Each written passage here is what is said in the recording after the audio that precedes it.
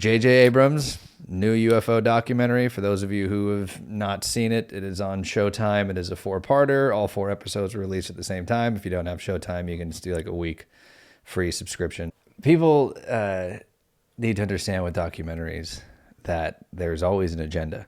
A documentary is not made strictly to do reporting on something. It's meant to show a particular narrative, a side of something that people want known. And a lot of the times they're funded by usually somebody who has a vested interest in getting this message out to gain market share. You know, you see these things all the time within food related things and like, you know, whether being vegan or, you know, being pescatarian, whatever it is to, you know, basically undermine another industry and get people to come start eating, you know, their product. And so those narratives and those agendas are usually revealed through the people that they choose to interview and how they're speaking. And there was that one guy who was the former whatever scientific, the MUFON dude. Yeah, he to me, like, you are the epitome, the classic debunker in disguise, pretending, and he even like calls it out. Yeah, people call me like, because you are, man. Like you're not like, what do you mean? Like as if that's going to distract people from being like, oh, well, people call me that, but I mean, in reality, I'm just looking for the truth. I'm like, no, bro, we're all looking for the truth. Like, and your way of doing this, and his. Man, everybody's been shitting on Tom DeLonge. Let me just say that. And Lou won't talk about it because that was one of the things in your interview with him that I was really paying attention to because I have been really wanting to know what's happened there and that departure that's taken place. I have my speculations about it, but it seemed to happen all of a sudden, and him and Mellon and Justice and I think even Putoff, like everybody dipped.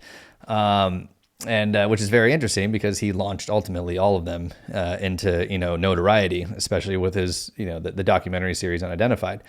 And so I've been really curious about that. But like Greer, his last documentary, he shit all over Tom DeLonge. Literally clowned him, like just made fun of him blatantly. And everyone just calls him basically like some unwilling pawn or just an idiot basically who didn't realize what he was being used for. And that's not new. People speculated that, from day one. Yeah. Because this has happened before, i.e. Richard Doty. And so it's interesting that within the documentary, they really shit on Tom. No Greer, no Lou, no Mellon, no Corbell, which I was not upset to see.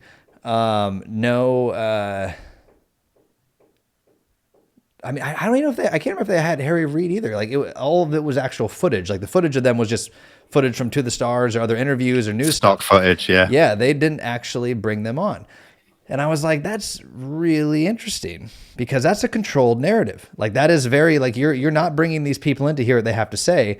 You're taking clips from them and formulating your own story based upon that. Yeah, absolutely. Which really does reveal agenda, plain and simple. If you were trying to get to the truth or you really were interested, you'd bring those people on. You would ask them these questions instead of, not to say there's not a plethora of interviews with all of them that are out there where you know their stance and the story has been regurgitated a million times. But still, if you really wanted that, you would have brought them on. And Lou is doing most any interview. Like he's willing to talk to anybody. You think he wouldn't talk to frickin' J.J. Abrams' production team? Like, are you shitting me? Like he would be on that like in a heartbeat. That's great exposure. Yeah. And so I was intrigued by that.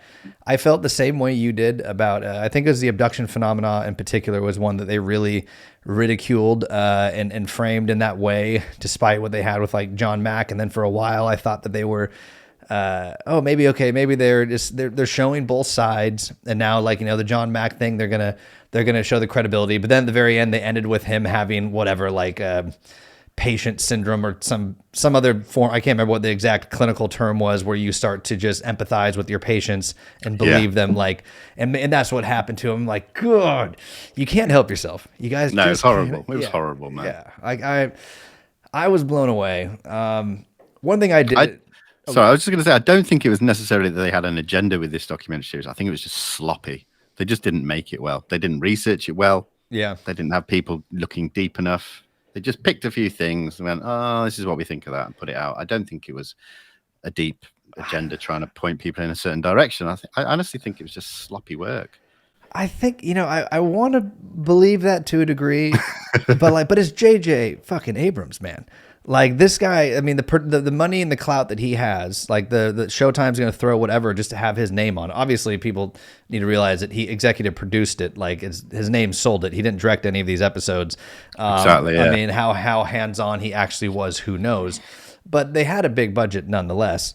And maybe it could be. Maybe he did this as a favor to a friend who wanted to make this show, and he's like, "Yeah, I'm curious to know what you can find. Use my name." And yeah, his friend was just sloppy and didn't do a good job. Very much a likely possibility for it too.